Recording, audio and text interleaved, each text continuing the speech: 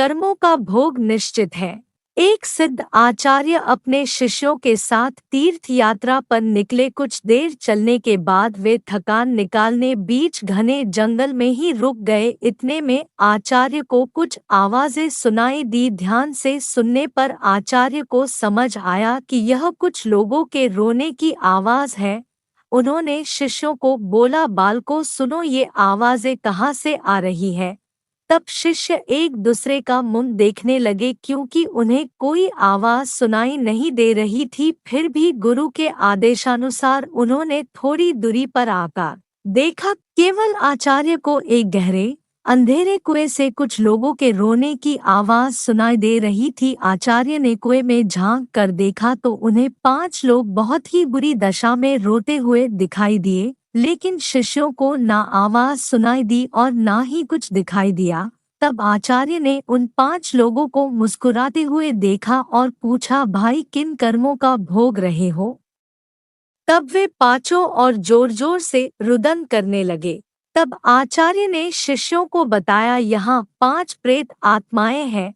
यह सुनकर शिष्य डर गए। तब आचार्य बोले, बालकों डरो नहीं, तुम सभी इनसे ज्यादा शक्तिमान हो क्योंकि तुम सब कर्मों से महान हो और ये सभी आज अपनी पिछली करनी का भोग रहे हैं। आज के समय में इनसे दुर्बल कोई नहीं है। तब शिष्य ने पूछा, इन्होंने ऐसा क्या किया है। तब पहली आत्मा ने उत्तर दिया कि वह पिछले जन्म में ब्राह्मण था, भिक्षा मांगता था, लेकिन उस भिक्षा को भोग विलास में खर्च करता था। दूसरे ने उत्तर दिया, वह क्षत्रिय था और अपनी शक्ति का दुरुपयोग निर्बल असहाय गरीबों पर करता था।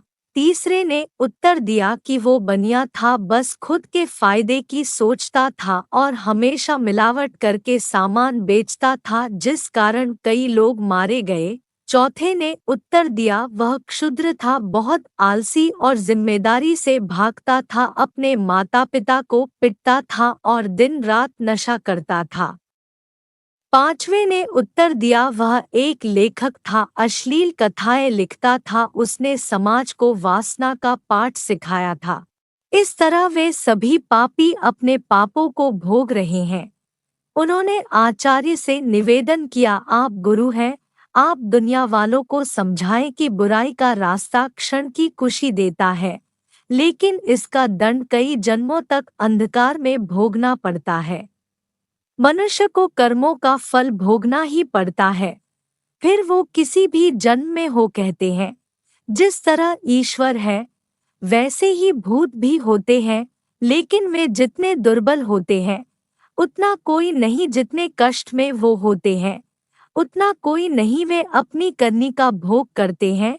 क्षण की विलासिता कई जन्मों का डर बन जाती है।